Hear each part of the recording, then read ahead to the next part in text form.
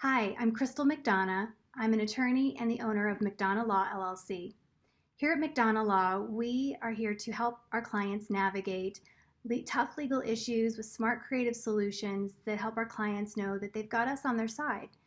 And when it comes to farm and ranch succession planning, we really take the time to listen to what your goals are and what your issues are, understand your operations so that we can help come up with the best plan for passing down the farm and ranch business down to the next generation. I understand that firsthand.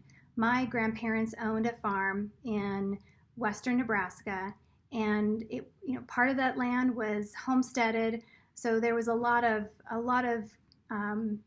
emotion and pride and heritage tied with our farm. My grandpa loved it with all of his heart. It was his pride and joy. He used to take me out in the pickup truck and take me along the section roads and drive and explain all the history of the farm to me. He loved it.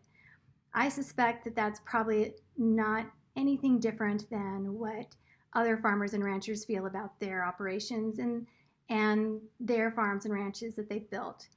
You put a lot of blood, sweat, and tears into that farm, into that operation, and you want to make sure that it's protected, and you want to make sure that when it's passed down to the next generation, that your wishes are understood and that those are clear. My grandparents did a really great thing for my family. They put together a trust and had their wishes spelled out very clearly, had all the I's dotted, the T's crossed. It was really a great plan. They had a good succession plan in place, and they had a plan for when they were no longer able to farm, who would take over, and how that would go. It really, while it's never easy to go through that, it really made it a lot easier on my family to understand how my grandparents wanted things done. So, while it's a difficult thing sometimes to do and understand, having gone through it firsthand, I can really appreciate the time and attention to detail and the planning and the thinking through all of the issues that need to be put together to put together a really good farm or ranch succession plan. So with that said, I'm here today to share a little bit about my experiences and to provide some education for anyone out there who is interested in putting together a farm and ranch succession plan. These are not your standard run-of-the-mill trusts or wills.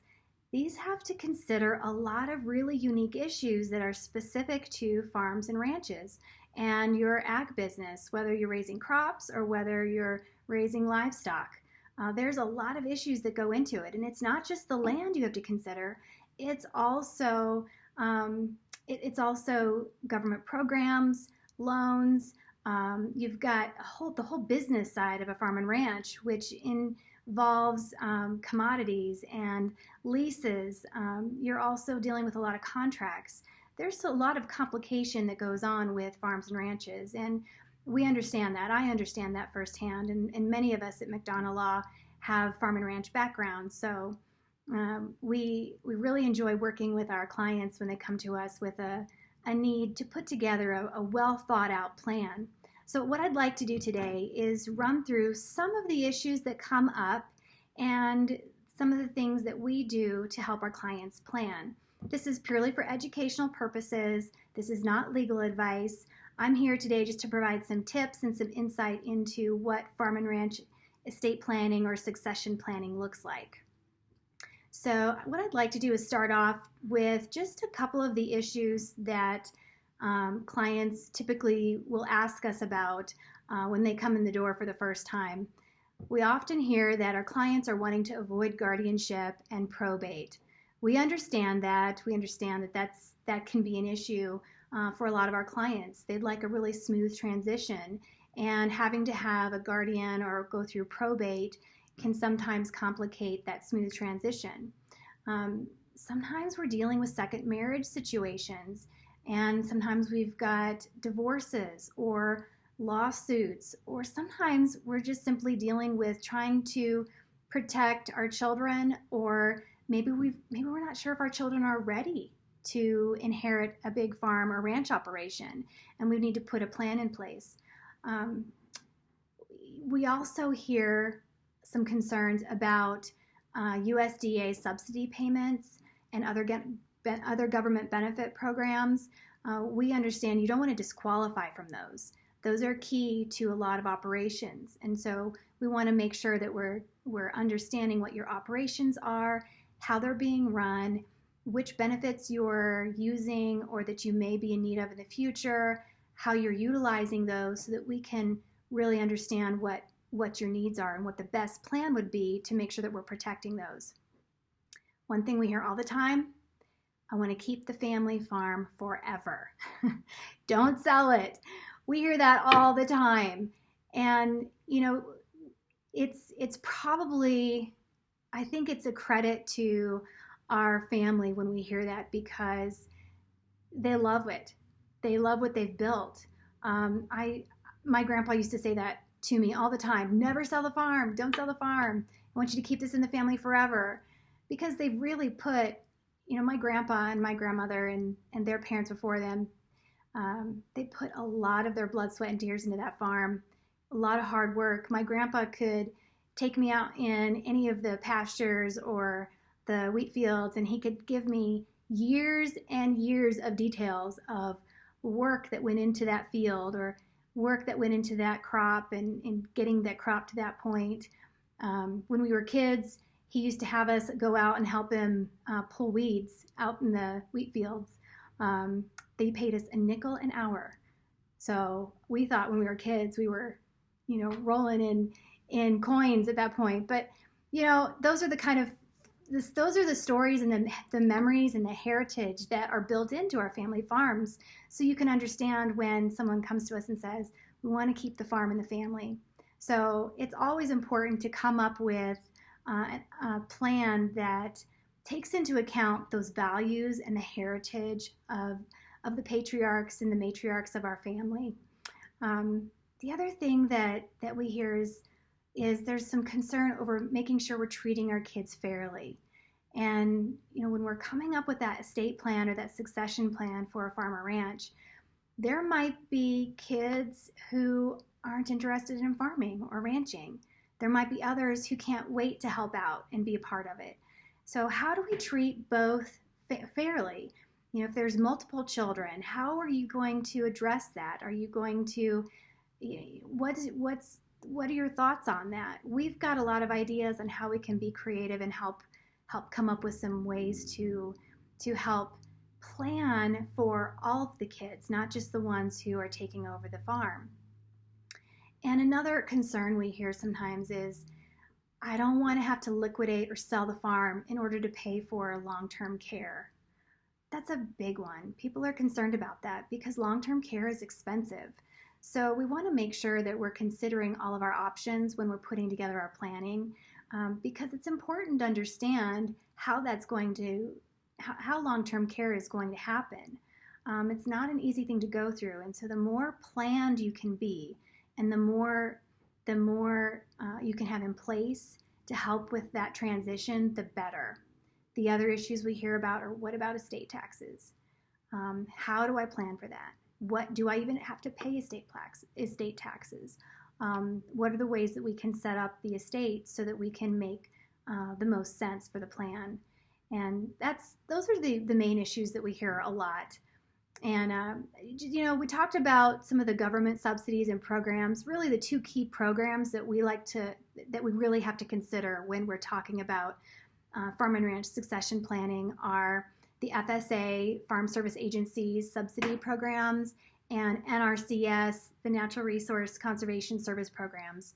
Those two programs are the ones that we look at the most. We want to make sure that we are considering all the issues that go into that. I won't go into great detail on that in this video, but there are a lot of things that we need to consider. So if you are utilizing any programs within those agencies, then we're going to need to definitely want to take a look at that. And you're going to want to consider, how does that work into your long-term estate plan and your succession plan, because you don't want to lose those. So the other things that we can talk about are, okay, so really, what would a succession plan look like? What are my options? When we're looking at options for farm and ranch succession planning, typically we're considering whether a trust makes sense, whether LLCs might make sense, general partnerships, corporations. Those are some of the kind of the big items that we want to look at. What is the best way to put together that succession plan? Generally, most estate planners who work with farm and ranch clients are going to consider separate living trusts, separate LLCs, in a way that those entities can then form a general partnership, or form a separate general partnership, so that the farm and ranch, the business of the farm and ranch, can continue on, and the programs that it's working within can continue to be utilized. So those are kind of the common ways that most estate planners will look at farm and ranch succession planning. So really, the key things are living trusts and LLCs. That's what most estate planners are going to utilize. But when you're talking to estate planners, you're going to want to talk to them about how that would work within the programs that you're utilizing, especially if you're using, some of the FSA programs, or whether you're using any of the utilizing any of the NRCS programs, because depending on the type of entity and structure you put together, you may need to make sure that those will comply. So make sure that when you're interviewing or talking to an estate planning lawyer for your succession plan, that you ask those questions. Those are really important questions to ask, and you need to make sure that you get a good understanding. And we are always looking at those issues ourselves. We ask a lot of questions from our clients about them. So make sure that that's on your list to consider. The other thing that you want to consider is, how do we want to structure our land? Do we want to maybe look at the land as a separate piece of the estate planning? Do we want to look at the business side as a separate piece of estate planning? There's a lot of things that you can consider, and you can get pretty creative when it comes down to it. But again, these are questions that you should be asking when you meet with an estate planning attorney to help you with your farm and ranch succession plan. You're also going to want to consider any CRP payments, or that you might be entitled to if you've got any land in CRP. I know my grandpa had land in CRP, and so that was part of the plan as to how to deal with that. So make sure you ask questions about that. You also want to ask questions about the estate tax, and you want to talk to your estate planning attorney about strategies related to that. You want to make sure that you have a clear understanding and a clear picture about what are the thresholds for paying estate taxes? How are those taxed? What does that look like? How can you maximize the basis step up? How can you protect from cost of long-term care? These are all really good questions to ask your estate planning attorney.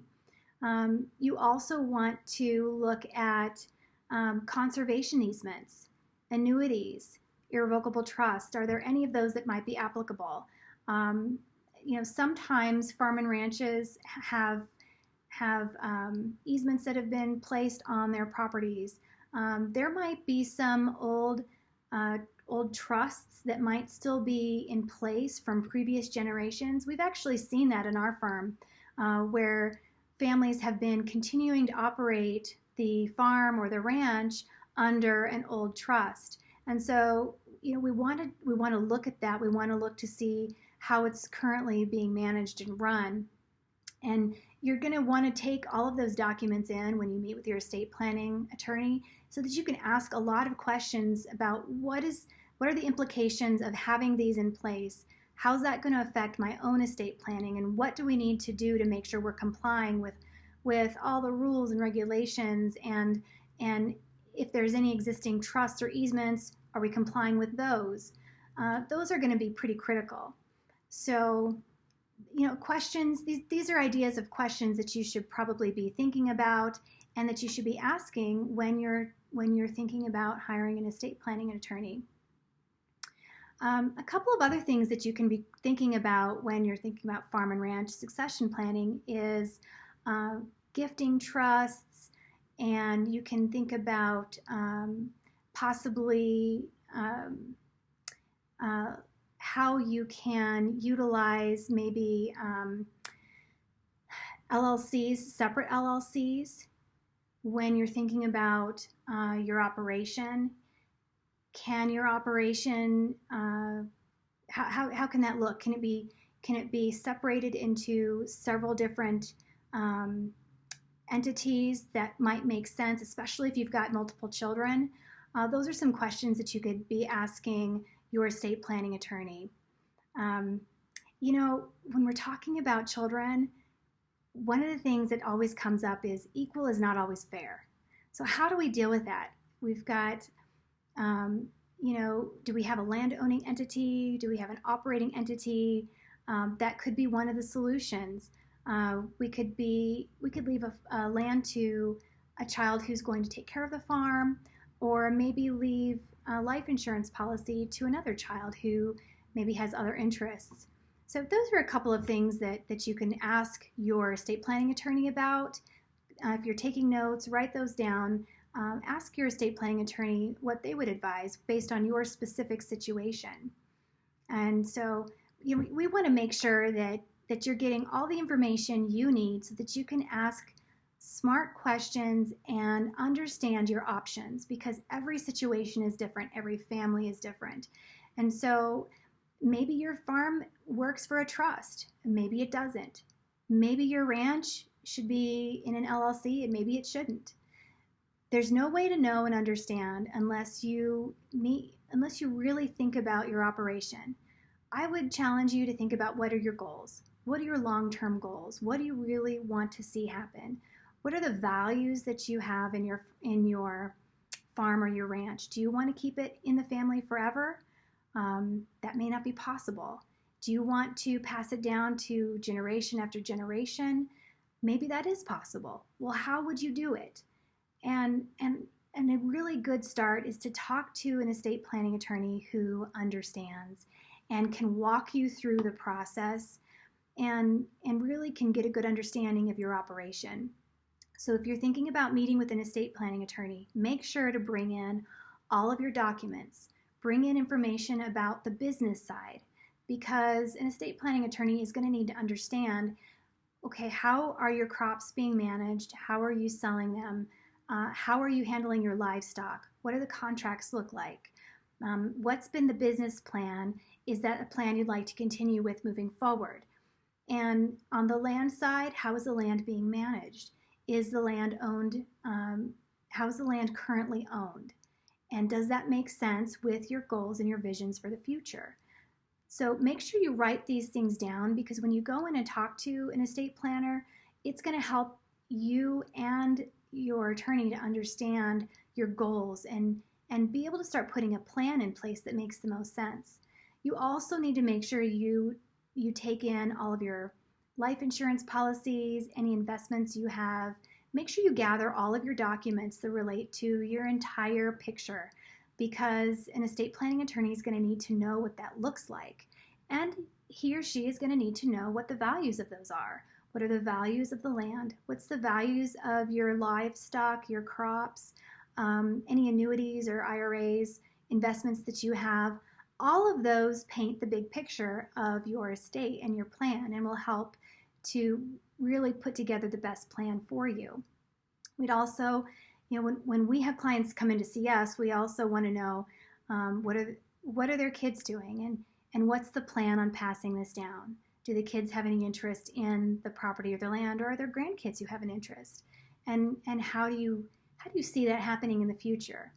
Because if you can explain and articulate to us what your goals are and your visions for your family, your kids and your grandkids, to pass on your heritage, it's going to help your estate planning attorney understand the best path forward for you.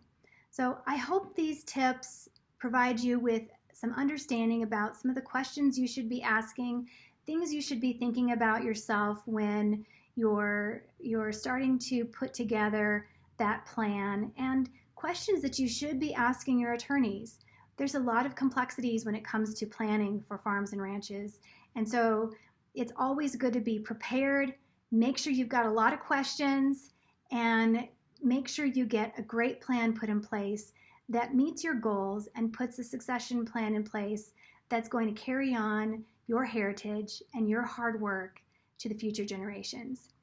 If you've got any questions, or if you'd like to talk to me or one of the other attorneys at McDonough Law, you can reach me at 970-776-3311, or you can check out our website at www.mcdonoughLawllc.com. I know there's a lot of great farm and ranch succession planning attorneys out there. So when you go meet with one, make sure you go prepared, bring your list of questions, bring your documents, and I wish you the best of luck. Thank you for taking the time to watch this video.